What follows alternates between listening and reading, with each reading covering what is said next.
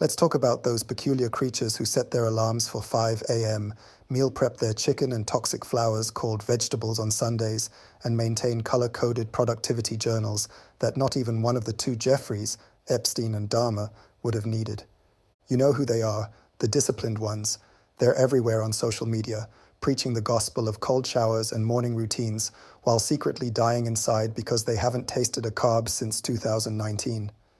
They just love to torture themselves, whether by fasting to emphasize their low position in the hierarchy, through their reminder of being poor, or through hard work and absolute self-loathing during a workout at the gym or climbing a mountain, which they call hiking, which is just another word for torture. But with several $1,000s worth of equipment and clothing, it doesn't feel like it, like slaves being driven through mountains and valleys. Their anticipation of not eating for the next 72 hours, blasting the last glucose cell out of their body and the last brain cell out of their head, leaving them worse off than a slave from ancient Rome who was at least smart enough to end up being killed as a gladiator to finally end his life.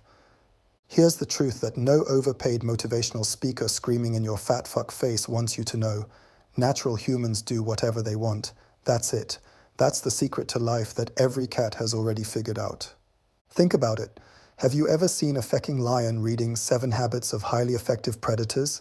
Does a dolphin need a morning routine to remember how to be awesome at swimming? Does that sound too simple? Can't animals be compared to humans? You can. You're just too stupid to realize that you were born into this world unwillingly, and that's why you have everyone and anyone so much that you let them do anything to you. The 60% plus taxes you let them take away from you altogether, because you think the government is a fucking supermarket that you would get something from because you give to it, where you just don't go to jail. The pesticides and filthy ingredients in every fucking product in the supermarket so they can milk you dry like a cow, even when its final hour has struck. The loans and discounts and mortgages that make you feel like you're God, where $1 of debt alone makes you a fucking slave to the system. But you love it. Because you hate everything about your existence. And because you hate everything so much, but especially yourself, knowing you could fight back and have it all better, you repress your sex drive and call it nofap, jump into ice-cold water like a suicidal hake and call it cold plunging, starve yourself voluntarily and call it fasting, vaporize your lungs and liver with poison and your brain with information that makes you a perfect slave who feels guilty that others are suffering and believes that his death would be the redemption of suffering on this planet. I know that might sound completely absurd to someone whose depression has already taken hold, like the fucking cockroaches in a 50-story tower block in Romania, who have gotten so used to it that they only have the choice between demolition and miserable coexistence with the filthy creatures. Your depression, your self-hatred, your inferiority complexes.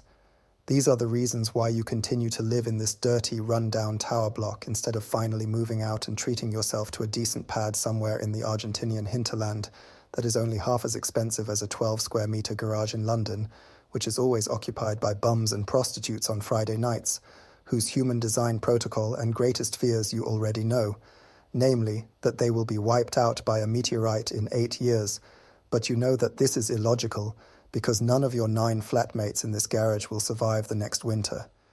Humans made an art form out of torturing themselves, so delicate Hitler would try to stop you cause he'd feel a hint of empathy. They've convinced themselves that success only comes through suffering, that happiness must be earned through misery, and that if you're enjoying yourself, you're probably a psychopath. The truly successful people, the ones who actually change the world, not some boring fuckwads that sell courses to other fuckwads, are usually the ones who are having too much fun to notice they're being disciplined. Steve Jobs wasn't sitting there forcing himself to think about computers. He was obsessed. Picasso didn't need a habit tracker to paint. He probably couldn't stop himself if he tried. And Stalin didn't. Okay, bad example, he was a true fuckwad.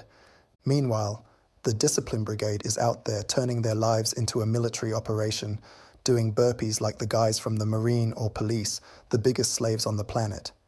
They're the ones who need a motivational quote just to brush their teeth, who treat their bodies like reluctant soldiers in need of constant drilling.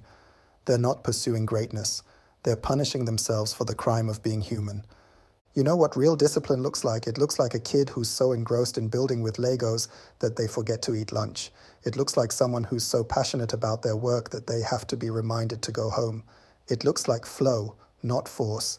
The joy of being able to masturbate and eat raw liver for the rest of the day, while bathing in the tears of those that envy your for getting anything they'll never get, by just not suffering through something you don't want to do. But no, those self-punishing slaves rather believe in the myth of the disciplined hero, the person who conquered their own nature through sheer willpower. We love these stories because they make us feel better about all the things we hate doing but think we should do anyway. One of them, Camus' hero Syphilis, a man condemned to hell where he was forced to roll a stone up a mountain, forever. And then Camus has the cheek to say that we must imagine Syphilis as a happy man.